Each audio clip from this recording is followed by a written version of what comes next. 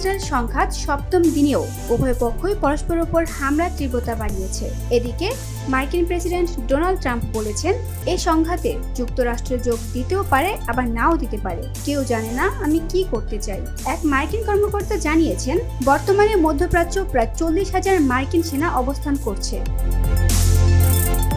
গত কয়েকদিনে যুক্তরাষ্ট্রের অন্তত 30টি সামরিক উড়োজাহাজ আমেরিকার ঘাঁটি থেকে ইউরোপে স্থানান্তর করা হয়েছে। এগুলো সবই ট্যাঙ্কার বিমান, যেগুলো যুদ্ধ বিমান ও বোমারু বিমানগুলোকে মাঝ আকাশে জ্বালানি সরবরাহ করতে ব্যবহৃত হয়।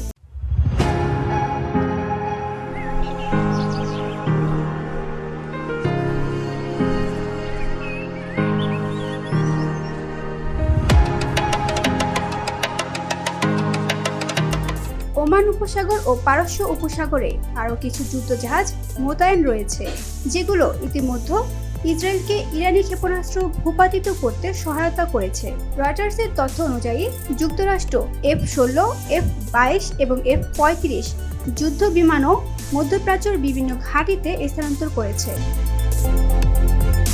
অন্যদিকে ইরানের সর্বোচ্চ নেতা আয়াতুল্লাহ আলী খামেনি বলেছেন, ইরানের জনগণ এবং এর ইতিহাস সম্পর্কে জানা ব্যক্তিরা কখনোই এই জাতির সাথে হুমকির ভাষায় কথা বলে না, কারণ ইরানিরা আত্মসমর্পণ করে না।